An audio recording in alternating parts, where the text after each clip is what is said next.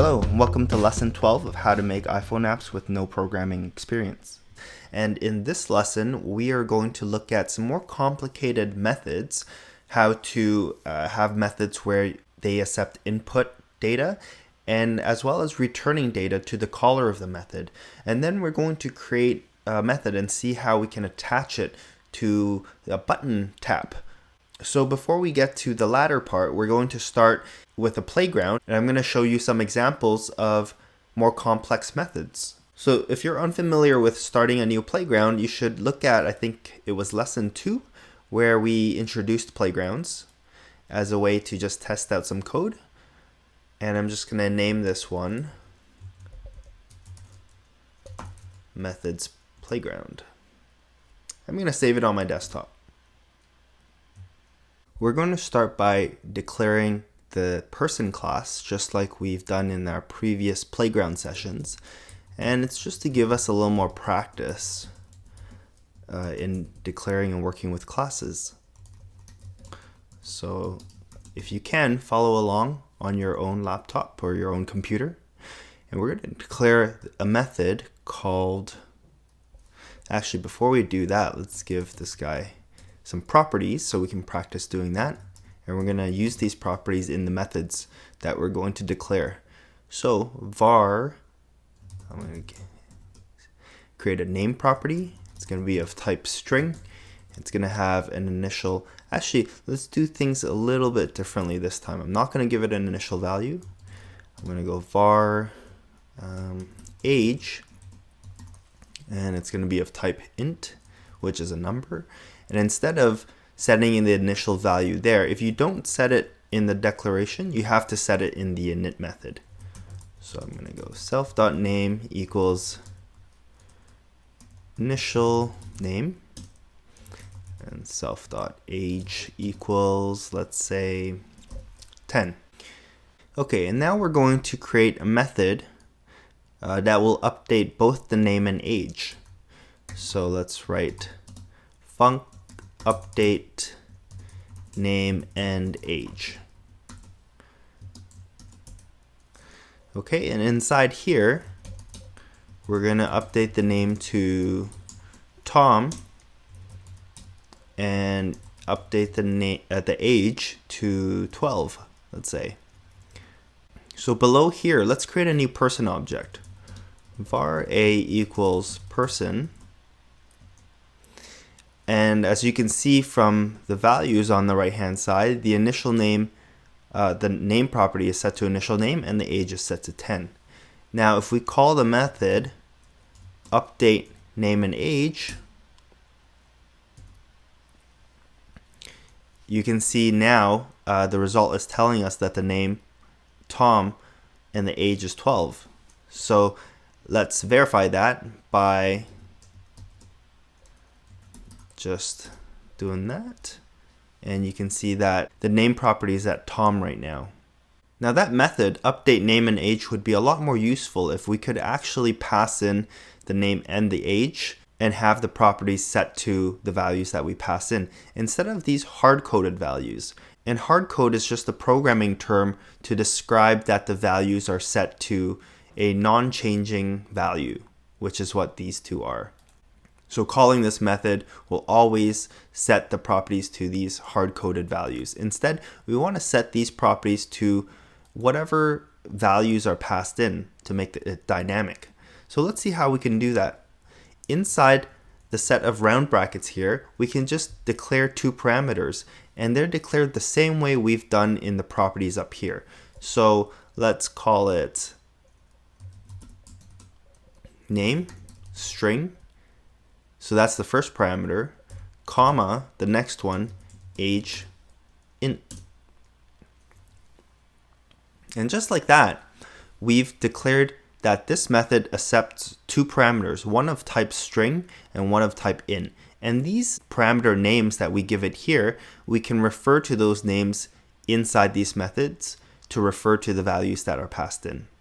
So if I wanted to set the property name to the name that's passed in, then I use this parameter name and I write that. Or you can even change this to say name to set so it's not as confusing. Okay, and if we want to set the age property of this person object to the age that's passed in, let's change that and write age to set. We write age to set. And now you can see that the playground is complaining about this method call because it knows that the method needs 2 parameters to be passed in, and right now we're not passing in any. Okay, so let's pass it in. And let me actually erase that and erase this. If we were to write a line of code to call that method, and we start by typing in the object we want to call the method on, because that's part of the method call, so we go A, which is our object, dot, and then from this menu, you can see that the update name and age method appears. Now I press enter, and now Xcode has pretty much filled in the method call for us, and I can press tab on my keyboard to tab between the 2 parameters that I need to specify. Now pay attention to this and take note that the second parameter you can see has the parameter name followed by colon, and then I'm going to fill in an int in here to pass in, but the first parameter doesn't have the parameter name. And that's kind of how the syntax goes. So let's fill in a name here, and I'm gonna type it as Brad, and I'm gonna press tab to go to the next parameter, and I'm gonna set the age to 15. So I'm gonna pass it to 15. Now, if there were 3 parameters that I needed to pass in, it would actually look like comma and then the third parameter name followed by colon and then the value I pass in. It's always just the first parameter that I don't have to put the parameter name or parameter label there. If the method only accepted 1 parameter, then I wouldn't have to put any parameter label, and it just looked like something like that. But when you have more than 1 parameter in a method call, after the first one, the subsequent ones you have to call it with the parameter name. Usually that's not a problem because Xcode kind of auto completes the method call, so it's very easy when you start typing the method name and then you just press enter, and it kind of fills in all of the labels for you, and all you have to do is tab between the values and fill it in.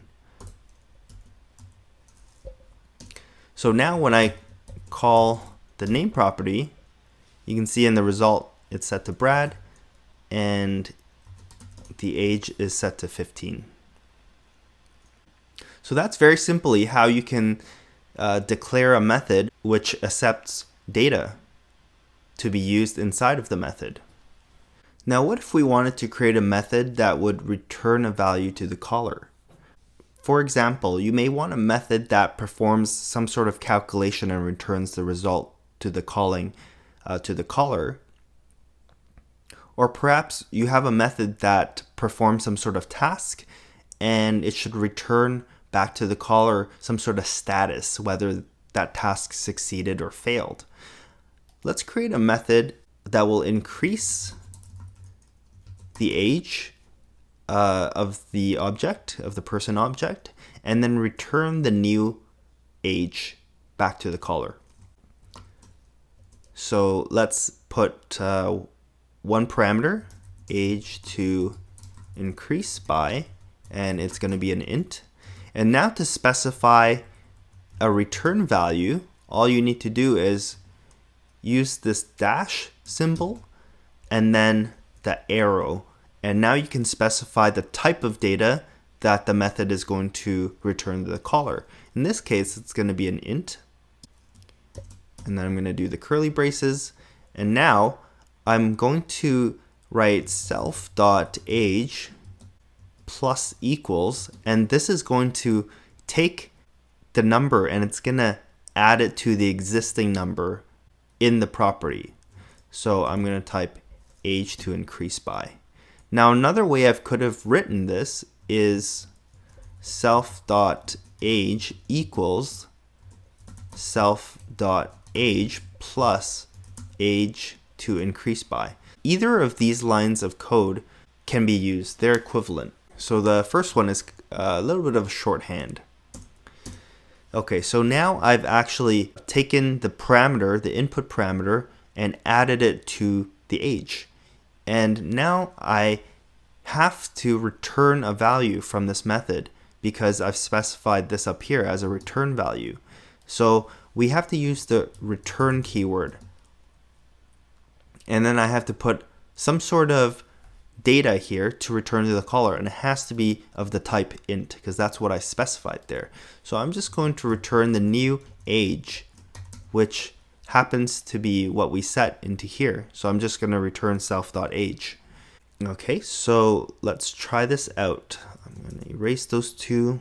I'm going to declare a new variable called new age equals a dot increase age. And I'm going to increase it by 5. So the reason I'm creating a new variable is because this method returns some sort of value. So whatever value it returns, I want to store it into new age.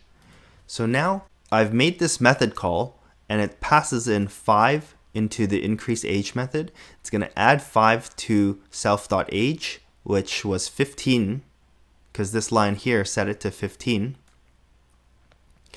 So it added 5 to that, and then it's going to return the current value in self.age, which is 20. So I take that value that this method returns, and I store it into new age. So now when I just check what's in here, you can see in the result here, there's 20. So note that when you have this symbol here with the data type that the method is going to return, you have to have a return keyword in your method. Now, in addition to that, after you return some data, that method is done. Even if you write some code right here below the return statement, it won't get executed. As soon as it executes return whatever data, that's as far as it goes. The execution stops at this line and then returns to the caller.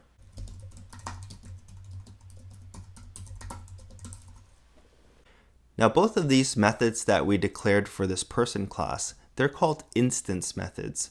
And that means that these methods must be called on a person object. So you can see down here that we created a person object and we assigned it to the variable a, and we're always calling these methods using a dot the method name, because the method call structure or syntax is the object that you want to call the method on, and then dot, and then the method name.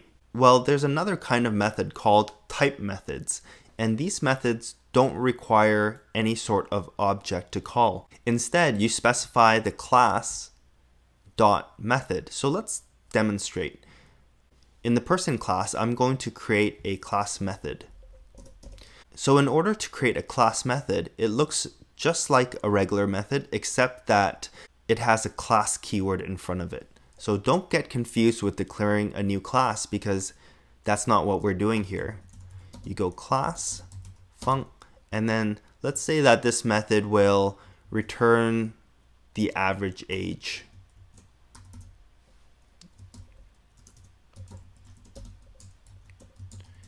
I'm just going to return a hard-coded number for the purpose of demonstration.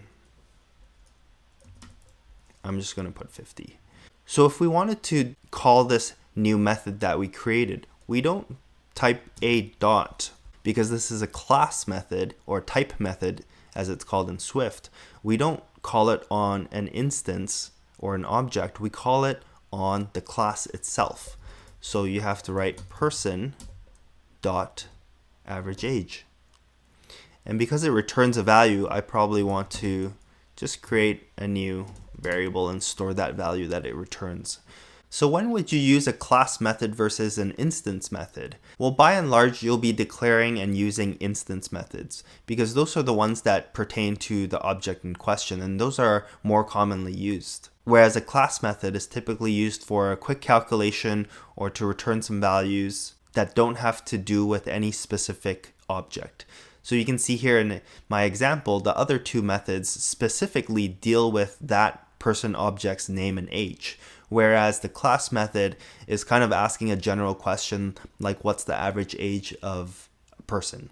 This is not that great of an example, but when we go back to Xcode and we're working with building our apps, you're going to see some great examples of some type methods in the UIKit classes. I just wanted to introduce these type methods to you so that later on when we're working in our Xcode project and we come across some type methods that belong to the UIKit classes, I'll be able to point them out and you'll be able to understand what it is and then connect the dots.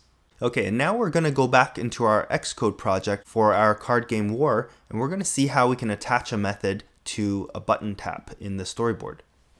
Okay, so I'm back in our Xcode project that we've been working on for the last couple of lessons, and I'm also in Assistant Editor view where we have the view controller.swift on the right hand side and the storyboard on the left hand side. And just like how we created IB outlet properties for all of the storyboard elements, we can do the same thing with creating a method that is going to be attached to our play round button. So I'm going to hold down Control on my keyboard. I'm going to click the play round button and I'm going to drag it over here. Instead of putting it up here where you declare properties, I'm going to put it outside of any other methods, but above this closing bracket, kind of where you would normally declare a method. And in here, for the connection, I don't want to put outlet because that would be creating an IB outlet property. Instead, I want to put action. And this is going to create an action method. For the event, you can leave it as touch up inside. And that just means that this event is when the user taps the button and when they raise their finger and they let go of the button, that their finger is still inside and within the button. So that's what touch up inside means. So for the type, I'm just going to put my UI button. And then for the name, I'm going to put play round tapped. Okay, so now it creates a method for me. And you can see that this looks like a normal method, except that it's got this IB action keyword. And just like the IB outlet keyword, this specifies that this method can be connected to an event for an element in our storyboard. In this case, it's going to be an event for our button. And just like the property, you can see that there's a filled in gray circle here, indicating that this method is connected to an element in our storyboard.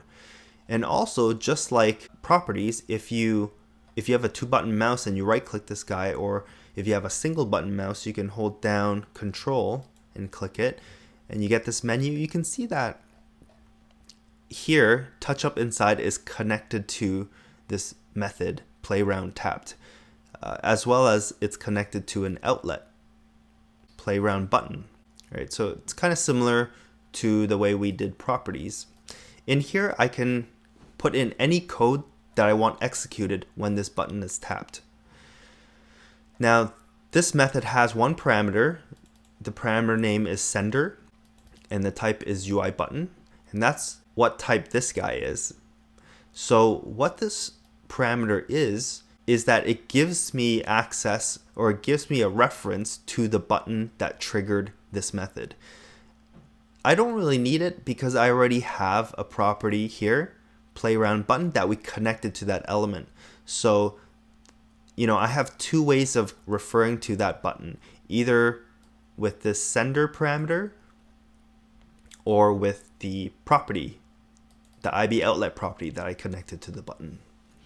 So just for demonstration purposes, when this play round tapped is tapped, I'm going to change the button name back to play round, because up here in the view did load, we changed it to play. So in the future, obviously we're going to be, when the play round button is tapped, we're going to be changing card images, randomizing the cards, and so on and so forth. But for now, I just want to demonstrate this method. So I'm going to copy this code, I'm going to put it here, and I'm going to change the title of the button back to play round. So I'm going to run it.